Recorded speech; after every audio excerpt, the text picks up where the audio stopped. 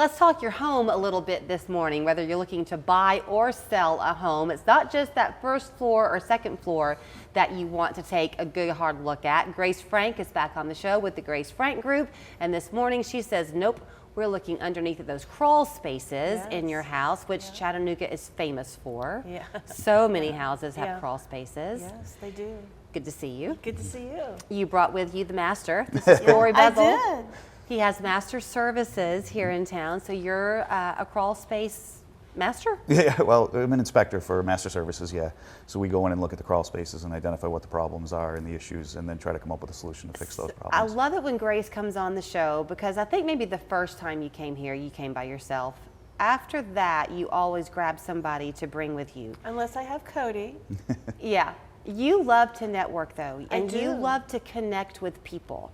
So in Corey's case, he was a client who now has become somebody who you utilize for your clients as well. Exactly, yeah. So tell the setup of how you met him. Oh, well, they were relocating here. They wanted to do investment property as well as find their first home to live in. So that's how the story began. And with listings, right now, one of the biggest problems and why contracts are falling out are basements and crawl spaces. As you know, we have a lot of water in this area. And when we have a lot, we've had the most rain this year, and we've had probably in 100 years. Yeah. Yeah, the month of May was crazy. So the water tables are up. So, and we also have a lot of underground springs naturally here. So when the water table comes up, a lot of the underground springs come up in the crawl spaces. So I would say right now, of the houses that have challenges with inspections or fall out of contract because of inspection issues are because of foundation and crawl space issues. Okay, so let me ask you something, Corey. We had a house, and it was built in 1940. You just can't destroy a house that was built in 1940. But I think it was on one of those underground springs. It was on a hill, and we had a crawl space, but it was a tall crawl space, if that makes any sense. Yeah. But when the water came in, when it rained hard, we would get some water in that basement, but it would drain right out. So is water always, I know you have to watch it, but does it always have to be a, oops, you can't buy that house concern? Absolutely not. We have many, many methods of being able to control water, to get it out of that crawl space to do it. What we don't want is to sit in there.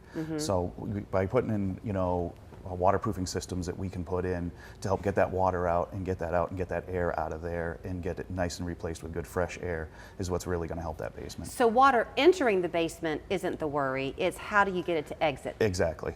Okay, so these underground springs that you're talking about, they are all around Chattanooga, aren't they? Yeah, everywhere. So is encapsulation always the answer?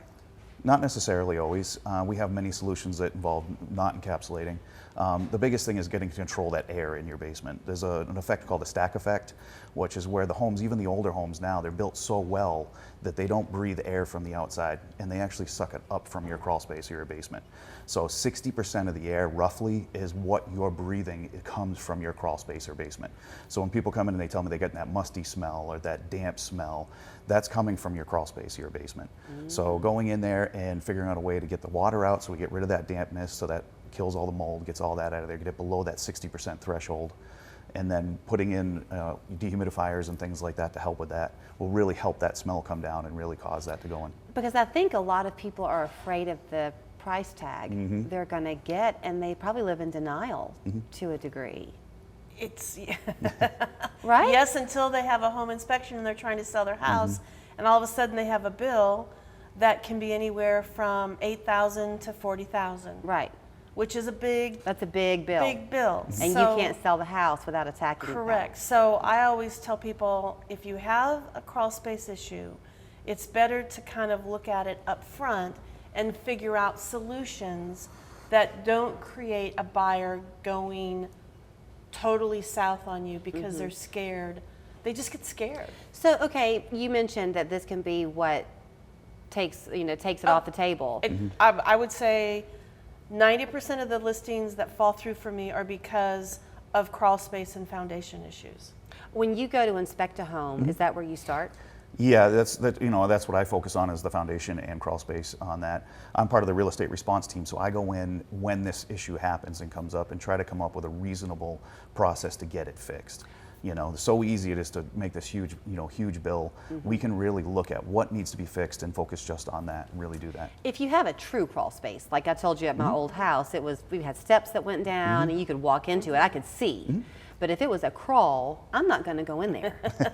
So what else am I looking for in my house? Like, how might I know that I have an issue? You mentioned the damp smell. That's usually the biggest thing, and the first thing is people come in and they're like, man, I'm getting this musty smell every once in a while. It doesn't happen all the time, and I'm getting that musty smell. It's just the dampness in the air, and that's the first key indicator that we find for that, is where that's coming from, is the smell is what you get. Also, you see people get mold problems too on like their baseboards and things like that, because it is sucking up that damp air through that crawl space. I think that you and I have had this conversation before. It seems like it would be a good business practice to even get your own home inspected once a year, at least two, just to see what's going on.